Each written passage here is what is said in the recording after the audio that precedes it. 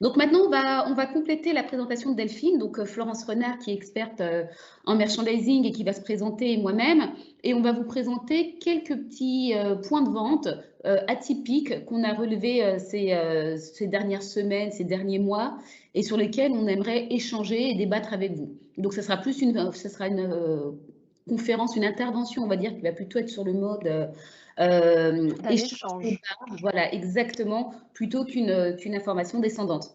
Alors, avant de commencer, Florence, je te laisse te présenter. Oui, alors bonjour à tous, je suis ravie d'être avec vous pour cette matinée. Donc je suis Florence Renard, j'évolue depuis une vingtaine d'années dans l'univers du luxe et de la beauté. J'ai auparavant une expérience commerciale avant d'intégrer des équipes merchandising. Alors j'ai évolué au sein de différents services et j'ai créé il y a 6 ans en fait ma structure Flore Merchandising parce que j'avais envie de pouvoir partager avec un plus grand nombre, peut-être m'adresser à d'autres secteurs d'activité, du coup ce que j'ai fait et ce qui me réjouit, et différentes tailles d'entreprise, voilà. Et puis j'ai développé d'autres activités comme des ateliers sur le retail, les fondamentaux du merchandising. Voilà, je propose un accompagnement sur mesure. Et ce qui nous amène aujourd'hui, Sandrine, à cet échange que nous avons créé sur Exact- ce... Exactement. Avec Florence, donc on a relevé des points de vente là que je vous présente rapidement, une image, on laisse un peu le suspense, et ensuite on va vous les détailler un petit peu. Donc déjà comme ça, quand vous regardez les six captures d'écran, enfin les 6 photos qui sont dans vos écrans, est-ce que certains d'entre vous déjà connaissent les points de vente en les voyant comme ça, enfin les points de vente ou les espaces de vente qui sont présentés à l'écran? Ou savent ce qui s'y passe. Exactement. Donc aucun pour l'instant ne parle. Bon, et ben alors on va vous emmener avec nous, on va vous raconter ce qui a attiré notre attention dans ces points de vente. Exactement. Donc on vous emmène déjà à Londres, Selfridge. Donc Selfridge, c'est une chaîne de grands magasins au Royaume-Uni qui a été créée en 1836 et avec la devise à l'époque qui était complètement inédite et innovante, qui était le client a toujours raison. Aujourd'hui, maintenant, c'est quelque chose qui est courant un peu partout, mais effectivement, à l'époque, c'était rare, c'était complètement inédit, à tel point que le service était vraiment poussé plus, même si aujourd'hui ce sont des services un peu courants, entre guillemets. On pouvait recoudre le bouton d'une veste perdue d'un client, nettoyer ses gants, enfiler ses perles, nettoyer ses verres de lunettes, enfin voilà. C'était vraiment du service à l'époque qui était assez atypique. Donc, ce qui nous a attiré sur ce point de vente, et surtout toi, toi Oui, Florence, exactement. je te laisse en parler. En fait, on parlait d'engagement aux clients tout à l'heure, Delphine l'a présenté, Rémi en a parlé également. Et alors moi, ce qui a attiré mon attention, c'est cet engagement au sens propre que propose Selfridges. Donc pour vous remettre un peu le contexte, 150 000 mariages ont été reportés au UK l'année dernière à cause de la crise sanitaire et les lieux pour célébrer les mariages sont pris d'assaut. Le mois dernier, ce grand magasin a annoncé qu'il avait obtenu une licence pour célébrer officiellement les mariages. C'est-à-dire qu'on est au-delà du concept de venez préparer votre mariage chez nous, que proposent les différents department stores finalement. Là, on peut aller jusqu'à célébrer officiellement son mariage chez Selfridges. Donc, pour répondre, en fait, donc pourquoi innover et pourquoi ce department store propose cette offre? En fait, ils répondent à une demande croissante de micro-mariage qui n'est pas finalement liée uniquement à la pandémie, où on a vu les contraintes obligées à réaliser des cérémonies limitées à 6 participants. Donc, finalement, un besoin et une demande de micro-cérémonies. Et puis également, un besoin, une envie des clients de célébrer cette cérémonie dans un endroit un peu inattendu, non traditionnel, je vais dire. Donc, Selfridges innove et propose à ses clients une gamme alors là on parle de gamme, moi ça me fait rire d'utiliser ce mot-là sur cette offre-là, donc une gamme de 3 forfaits de mariage pour le client et pour le couple et leurs invités. Et donc là, moi je me dis, est-ce qu'on est vraiment sur un parcours client et on peut peut-être même parler d'un parcours mariage, changer le vocabulaire que l'on pourrait utiliser à cette occasion. Donc ce premier forfait s'appelle Just the Two of Us, qui est conçu pour les couples qui souhaitent faire la fête avec 4 invités. Donc l'expérience, alors le parcours client commence par des rendez-vous avec les stylistes Selfridges afin de choisir sa tenue de mariage. Donc là, on revient sur quelque chose finalement d'assez traditionnel et qui peut être proposé dans d'autres department stores. Le jour J, rendez-vous pour une mise au beauté au salon Daniel Galvin du Grand Magasin. Un panier déjeuner est préparé pour les invités. Et puis, je rebondis avec ce que présentait Delphine tout à l'heure. Ce cinéma qui est présent chez Selfridges sera privatisé pour l'événement, puisque là, on imagine bien que la surprise party ou la grosse fête, il faut forcément faire évoluer le concept. Donc là, on va être sur une séance de cinéma personnalisée avec la projection du film de son choix, donc privatisé pour les invités de cette cérémonie avec popcorn et champagne. Voilà, donc je trouve que là, je trouvais ça intéressant de diversifier cette offre pour attirer de nouveaux consommateurs avec une offre finalement unique. Et je me dis même qu'on peut aller encore plus loin quand on parlait de fidélisation et ce que disait Delphine tout à l'heure. Là, au-delà de ça, cette cérémonie, bien souvent le mariage est un moment un peu privilégié. Bon, alors sachant qu'en plus on peut en vivre plusieurs dans sa vie, mais il crée du lien, il crée un lien particulier et une émotion. Et en fait, c'est ce qu'on cherche aujourd'hui à ramener en point de vente dans ce que tout le monde évoquait précédemment. Quelle fonction a le point de vente aujourd'hui? Eh bien, cette émotion, cette dimension émotionnelle, on peut la retrouver et on peut imaginer que en venant faire ses courses chez Selfridges, on pourra dire, moi, je me suis mariée ici, ou voilà, avoir un storytelling par rapport à ce department store. Exactement.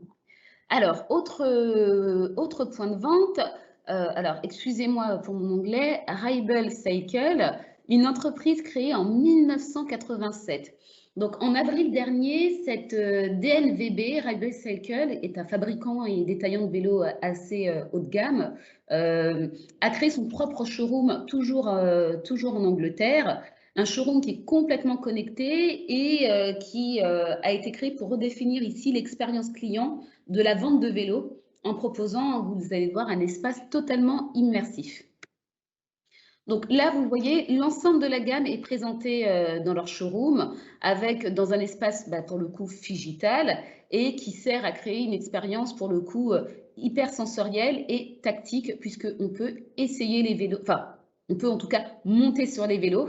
D'ailleurs, Florence, tu avais une remarque assez intéressante quand on en a parlé. Oui, tout à fait. Quand j'avais vu ce point de vente, ça m'a fait penser à alors moi, j'ai imaginé même que les vélos étaient installés sur un tapis, comme un tapis de course, vous voyez, qui permettait de tester le vélo en situation et alors pour ceux qui pratiquent, le vélo, le confort de la selle, passer, les vitesses, l'ergonomie du guidon. Il y a tout on a envie de l'essayer ce vélo et moi j'imaginais que le podium était en fait un petit tapis de course qui nous aurait permis d'essayer les différents modèles en réalité, en réel et créer ce retailtainment poussé jusqu'au bout dans cette offre d'expérience en point de vente. Exactement, c'est vrai. Je crois qu'il s'avère que c'est uniquement un podium pour mettre en scène le vélo. Oui, ouais, c'est uniquement un podium. On pourra leur suggérer cette idée éventuellement, Sandrine. Écoute, cet après-midi, je leur écris. Voilà. Alors, donc, chaque vélo, effectivement, dispose d'un écran tactile qui permet de découvrir toutes les informations du vélo classique, spécifications, le prix, FAQ, les critiques, etc. On retrouve maintenant beaucoup, mais ça, c'est courant depuis au moins 5 ans maintenant, ce qui avait été fait par Amazon, puis décliné chez Amazon Book, dans leur point de vente, où effectivement, on retrouvait sur des systèmes digitaux un système un petit peu de navigation, de recherche, comme on l'a aujourd'hui sur Amazon, avec des critiques clients, etc. Maintenant, c'est courant, c'est vrai, mais il ne faut pas oublier que ça a été développé, ça a été emprunté, calqué et développé depuis 5, 6, 7 ans à peu près, mais ça avait été lancé par Amazon. Donc maintenant, on le retrouve un peu partout, ce système. Vous avez également un point de contact à côté de chaque vélo qui permet, même si on est dans un espace qui se veut autonome pour l'utilisateur, qui permet également de pouvoir appeler un vendeur et avoir des conseils d'un vendeur. Donc, le consommateur a également la possibilité ici de personnaliser directement les couleurs et les finitions de son vélo. Donc là, vous voyez un petit peu sur l'écran, Custom Color. Donc là, effectivement, on va pouvoir, chaque partie du vélo peut être vraiment personnalisée. Donc, on est sur une commande, hein, bien entendu. Donc, on ne repart pas avec son vélo le jour J. Mais effectivement, on peut vraiment, pour le coup, ressortir avec quelque chose un peu, enfin, totalement inédit et vraiment qui correspond à sa personnalité. Ça, on le voit de plus en plus aujourd'hui avec le textile, les vêtements, maintenant les baskets. Et aujourd'hui, sur des objets, effectivement, comme le vélo, et puis après, ça va être décliné sur pas mal de produits comme ça, je ne vais pas dire de grande consommation, mais usuels. On va pouvoir vraiment à chaque fois, enfin, voilà, dans la rue, on n'aura pas, tout le monde n'aura pas deux fois le même vélo, la même trottinette, etc. Ce sont des choses qui se développent de plus en plus aujourd'hui sur ces types de produits. Sandrine, je voudrais juste rajouter, pour avoir dans mon entourage des gens qui sont fans de vélo, je sais qu'ils parfois choisissent leur vélo, pas uniquement sur des informations techniques, mais sur des couleurs des éléments proposés. Et là, quand je vois cette proposition de couleurs, du coup, ça permettra de répondre à leurs besoins, d'avoir le modèle, les spécificités techniques et la couleur du guidon ou que sais-je, du cadre. Adaptés à leurs besoins. Les fans de vélo vont jusque dans ce niveau de détail-là. Exactement, exactement. Pour le côté test également de ce magasin, le point de vente va accueillir de nombreux événements pour le coup, pour le faire vivre quand même au quotidien, puisqu'on n'achète pas un vélo tous les jours. Donc, une fois qu'on a un consommateur qui a acheté un vélo, on ne va pas le revoir tout de suite, sauf pour vendre après des petits produits additionnels, des casques, des gourdes et des choses comme ça. Donc, du coup, ils vont faire des événements sorties de vélo dans la vallée de Ribble, des conférences, des cours, etc. Donc, pour faire vivre ce showroom au quotidien. Et pour le côté sanitaire, bien entendu, puisque ce forum est récent, hein, il est d'avril, donc en plein dans la partie sanitaire. Donc, la marque s'est équipée d'une salle d'exposition virtuelle également, le Ribble Live, qui permet aux clients du coup du monde entier de parler avec un expert via chat et également pour les consommateurs du monde entier de vivre un peu en interaction ce nouveau showroom. Donc effectivement, ils ne vont pas pouvoir essayer le vélo, en tout cas s'asseoir dessus, ni le toucher, mais en tout cas, ils auront les mêmes services virtuels, comme on a pu voir hier avec l'intervention notamment de Retail VR. Ils vont pouvoir avoir un service virtuel qui va quand même leur permettre de personnaliser et de commander un vélo. Et Sandrine, je rajouterais sur les contraintes sanitaires, les gestes barrières dans les points de vente. On a tous vu aujourd'hui, quand on parlait de toucher les vélos ou d'autres articles, hein, moi je vois souvent intervenir en point de vente des conseillers de vente avec du désinfectant, des gants et qui passent derrière nous pour nettoyer les écrans parce que là il y a également des petits écrans de présentés.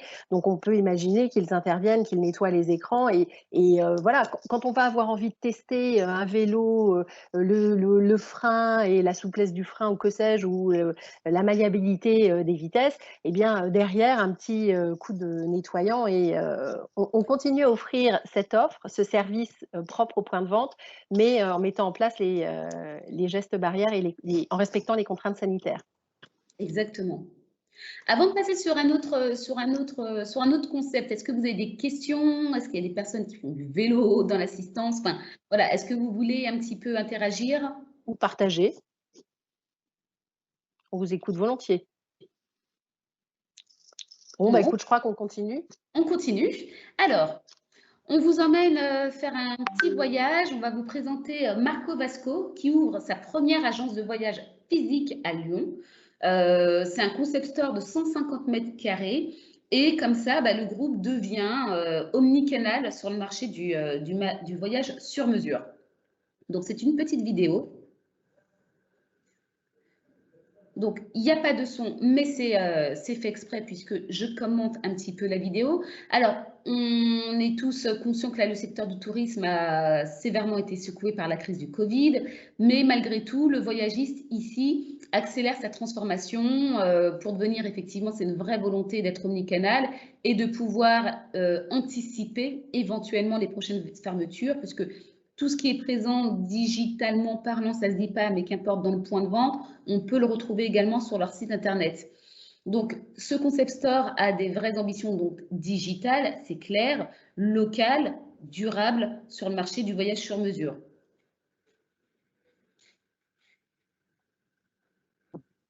Donc, sur ce point de vente également, on est sur une partie, donc effectivement, comme vous pouvez le voir, qui est très tactile.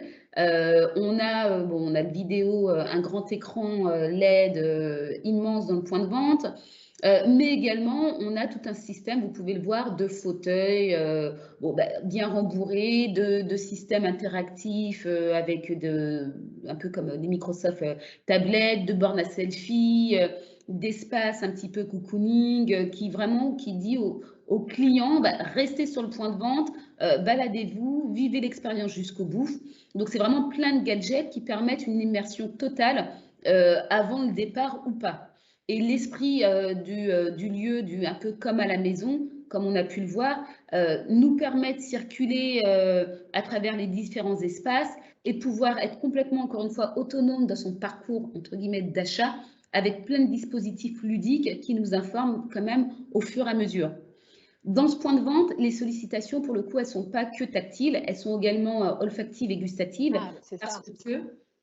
La marque fait découvrir aux visiteurs des cafés, du chocolat, des thés du monde entier. Donc, ce n'est pas que du clic, entre guillemets, que des systèmes de clic, mais également, on nous permet de nous faire goûter un café colombien et du chocolat, etc., pour vraiment continuer, vraiment s'immerger au maximum sur le voyage qu'on a envie de faire. La cible ici, on est sur une cible d'une clientèle urbaine, digitale, qui consomme pour le coup dans son quartier. L'objectif de la marque ici, c'est de dire, si le client connaît très bien son boulanger et son boucher du quartier, il connaîtra également son agence de voyage. Donc, c'est vraiment le but, c'est de dire, voilà, on est sur une clientèle de quartier, on ne s'imagine pas, même si là, on est à Lyon, qu'on va faire des kilomètres exprès pour venir dans ce point de vente, c'est vraiment de fédérer autour d'une zone de chalandise bien précise. Écoute, pardon Sandrine, mais on pourrait presque avoir envie de se déplacer pour venir jusque dans cette agence parce que, écoute, je vais faire un parallèle avec l'appartement Club Med que je trouvais particulièrement innovant quand il s'est créé, quand il s'est mis en place avec cette possibilité de visiter un club avec ce casque de réalité virtuelle qui nous mettait en immersion complète dans le club de notre choix. Là, avec les contraintes sanitaires, j'y suis retournée hier par curiosité pour voir comment avait évolué l'offre et comment il s'était adapté. Et eh bien, ils ont ouvert mardi. Le casque de réalité virtuelle est posé dans un placard. Ils n'ont plus de catalogue. Les écrans n'étaient pas encore remis en route. Donc, il y a pourtant des grands écrans de télé dans cet appartement Club Med. Donc, finalement, là, l'offre n'était pas à la hauteur de ce que le Club Med peut proposer dans cet appartement habituellement.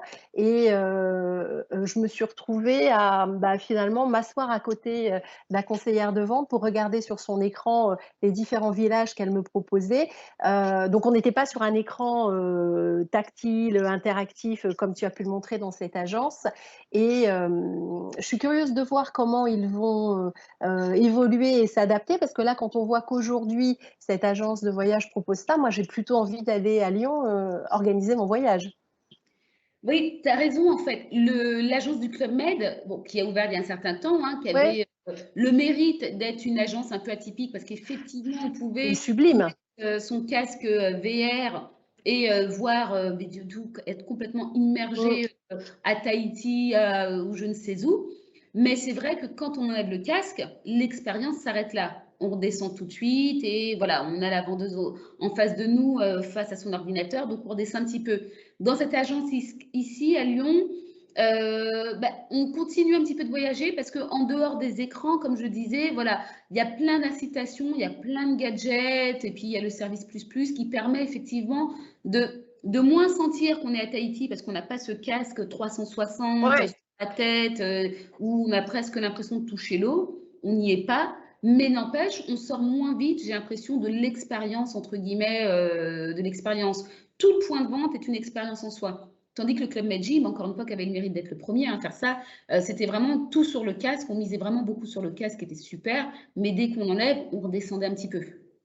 Alors, il y a le conseil de l'équipe de vente qui est là, qui ils connaissent parfaitement leur point de vente, mais j'imagine comme dans cette agence également. Là, moi, j'ai bien aimé dans ce que tu as montré, ce point selfie où on peut choisir notre décor pour réaliser ces photos. Le positionnement de l'appartement Club Med est très différent pour le coup. Ils offrent autre chose. Mais là, dans cette période de contraintes sanitaires, eh ben, c'est un peu plat, moi, j'ai trouvé. Donc, j'y retournerai voir pour suivre leur évolution et comment ils s'adaptent à ce qui se passe et cette remise en route. On peut espérer qu'ils auront rapidement cette nouvelle possibilité de ce casque virtuel. Ce que j'ai bien aimé également dans ce que tu as montré, Sandrine, c'est qu'il y a toute une partie marketing sensoriel avec des produits qui sont proposés et à des produits alimentaires de dégustation.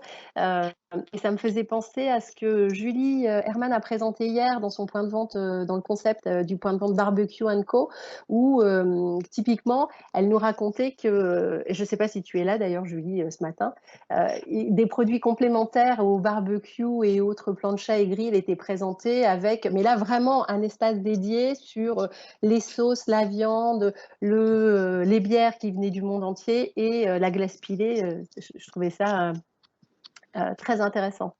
Exactement, tout à fait. Autre point de vente que tu as voulu partager avec nous, Florence? Oui, tout à fait.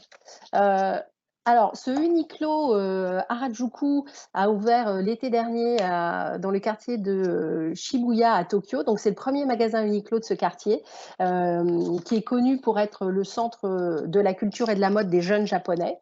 Donc là, il a été conçu pour plaire à ses jeunes clients et il dispose de la plus grande surface de t-shirts proposés dans le point de vente. Donc 90% de l'offre est composée de t-shirts. Bon, très bien. Mais moi, ce qui a attiré mon attention, Sandrine, si tu veux passer sur la slide suivante, c'est la première boutique au monde qui est liée au Style Hint, une application pour smartphone de partage en photo de nos propres tenues. Donc on sait tous aujourd'hui que quand on a un look qui nous plaît, alors pas nous, enfin en tout cas pas moi, mais certainement les plus jeunes générations prennent en photo leur look, les partagent sur les réseaux sociaux et je vous ai mis un petit focus sur cette application Style Int. Elle nous permet de partager nos tenues avec les correspondances et ça nous renvoie aux marques, enfin en tout cas aux détails du produit porté aux marques. Et en fait, Uniqlo dans ce point de vente a intégré 240 panneaux qui présentent des suggestions de tenues compilées par Style Hint. Les utilisateurs, donc là, dans ce contexte de contraintes sanitaires, utilisent un stylet, donc qui peut être désinfecté à chaque utilisation. Clique sur les différentes tenues proposées et alors là, c'est formidable, on a l'indication du positionnement dans le point de vente du vêtement sélectionné et on peut à l'identique reproduire la tenue qui est proposée sur un des écrans. Exactement, exactement. Ça, c'est vraiment pour le coup un système que je ne connaissais pas du tout quand tu m'as présenté ce point de vente. Ouais. Je trouve ça hyper atypique. C'est bien, ouais, pour le coup.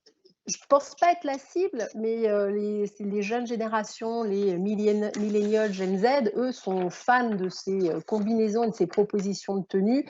Et alors évidemment, comme disait Rémi, ils ont le smartphone à la main, bien évidemment. Et typiquement, ils peuvent aller récupérer les différents éléments dans le point de vente. Oui. Et le styling, je suis sûre qu'eux connaissent, ce que moi, je ne connaissais pas non plus. Non plus. Non plus. Autre point de vente, autre univers, là, pour le coup. Oui, alors, moi, je voulais revenir à quelque chose de plus, un point de vente de proximité. Et j'en parle souvent du Décathlon DX, le DX Décathlon à Villeneuve-d'Ascq, qui est quand même un peu leur laboratoire de création. Ils ont mis en place début juin ce corner alors interactif qui s'appelle Capital Santé. Moi, j'avais fait un raccourci, j'avais appelé ça Corner Santé. Donc, à l'intérieur, alors je trouve que c'est plutôt pertinent d'avoir présenté ce corner parce que vu la période qu'on vient de vivre entre du stress, de la fatigue et puis certainement des mauvaises positions causées par le télétravail où on peut être un peu de travers. Là, l'enseigne s'est associée avec un spécialiste de la santé connectée qui s'appelle Weezings et qui pilote cet espace de 30 mètres carrés avec une thématique, le sommeil et la lutte contre la sédentarité. Donc, dans ce corner, vous avez un lead intégré pour pouvoir tester la façon dont on se repose. Donc, on a une évaluation rapide et gratuite du sommeil. Et on peut avoir évidemment un diagnostic plus poussé.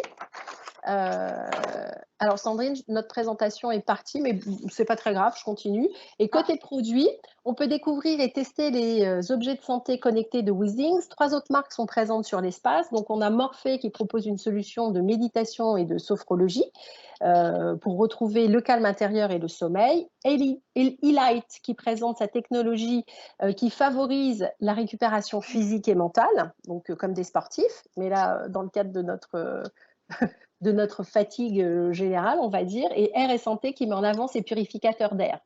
Et avec ce corner Capital Santé, du coup, Decathlon expérimente une approche plus fine du conseil et qui est basée sur des mesures en vie réelle.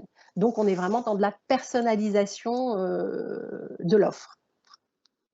Très bien. Dis-moi, on revoit l'écran? Oui, ça y est. Oui, c'est revenu. Très bien. Ok, merci Florence. Sur ce concept, ce shop in shop entre guillemets, des commentaires, est-ce que des personnes l'ont vu, l'ont testé ou veulent tout simplement interagir? Alors sinon, moi, je peux m'auto-poser une question. Je me demande, pour pouvoir tester la qualité du sommeil, s'il faut vraiment se détendre ou carrément plonger dans le sommeil pour pouvoir tester notre sommeil, parce que tout le monde ne s'endort pas en 3 minutes pour avoir un feedback sur la qualité de notre sommeil. Donc, encore une fois, je suis curieuse. Je n'irai pas à Villeneuve d'Ascq le tester, mais pourquoi pas? Je serais curieuse de voir comment ça marche. Ouais, pareil. Très bien. Dernier point de vente qu'on voulait vous présenter, donc Play in the Box.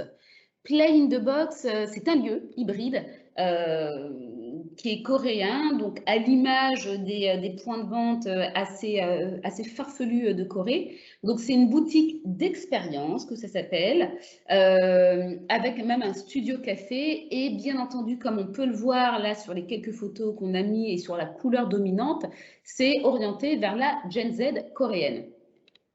Donc rapidement, ce qui nous a attiré, enfin ce qu'on trouve sympa dans cette boutique, c'est qu'il y a une multiplication d'espaces autour de plusieurs petits box, plusieurs petits univers qui permettent de démultiplier pour le coup les ambiances et les histoires. Et bien entendu, c'est un point de vente où on peut se mettre en scène, où on nous incite à mettre en scène, bien entendu, et à diffuser sur les réseaux sociaux. On a des QR codes dans ce point de vente qui jalonnent tout le parcours d'expérience, hein, puisque c'est même plus un parcours d'achat, c'est un parcours d'expérience et qui permet de taguer tout le point de vente. Donc, et bien entendu, encore une fois, de relayer sur les réseaux sociaux. On a un petit café également dans ce point de vente qui permet de se poser. Là, c'est le food truck que vous voyez tout en bas à droite qui est posé à proximité d'un stade également. Donc, si je repars sur la première photo, vous la voyez tout en bas à gauche. Donc, on peut prendre à manger dans le food truck et venir s'asseoir pour le consommer sur le stade qui donne, comme vous pouvez le voir tout en haut à gauche, sur la vue du food truck et sur l'ensemble du point de vente. Également, là, en bas à droite, vous avez une piscine de boules roses qui ne sont pas à vendre, bien entendu, mais qui sont juste voilà, pour les jeunes, pour plonger dedans et prendre des photos. Pour la mise en scène. Exactement. Et Sandrine, je t'avais demandé, mais qu'est-ce qui est vendu dans ce point de vente? Est-ce que c'est juste un point de vente Instagrammable ou il y a une offre produit à acheter? Il y a une offre produit qui est vraiment minime pour le coup. C'est une espèce de droguerie. Par exemple, on peut acheter des produits audio pour les jeunes. Donc, tout ce qui permet de faire justement des selfies et de diffuser des choses comme ça. Et il y a même un box qui est entièrement dédié du coup à l'ASMR. Donc l'ASMR, maintenant, je pense que vous connaissez l'ASMR, ouais, que vous connaissez tous. C'est ce système comme ça de bruitage dont les jeunes raffolent sur Internet. Et donc, on peut tester immédiatement les produits qu'on a achetés. s'isoler et puis faire sa vidéo d'ASMR directement sur place. Donc voilà, c'est vraiment conçu pour vendre des produits, entre guillemets, à consommer ou à utiliser sur place et des produits qui servent à l'enseigne, à faire la promo de l'enseigne. Donc c'est assez atypique, mais enfin, quoi qu'en Corée, des points de vente comme ça, il y en a pas mal. En France, à ma connaissance, hein, je n'ai pas la connaissance de tout, mais pas entièrement dédié à un point de vente expérientiel comme ça, pas entièrement dédié en France. Si je me trompe, n'hésitez pas à le dire. Et pour finir, ce qui est quand même petit clin d'œil, ce point de vente, il faut le rappeler, il se trouve quand même dans un centre commercial, dans le fameux Hyundai en Corée. Comme vous pouvez voir le centre commercial et qu'on voit l'image juste après, bon, on a une certaine dichotomie entre guillemets dans les deux lieux, mais voilà, il se trouve dans un centre commercial aujourd'hui et ça nous montre que le shoppertainment et l'innovation immersive, même dans les malls, même dans les centres commerciaux aujourd'hui, ça va se développer de plus en plus. Donc ça a vraiment de beaux jours pour le coup.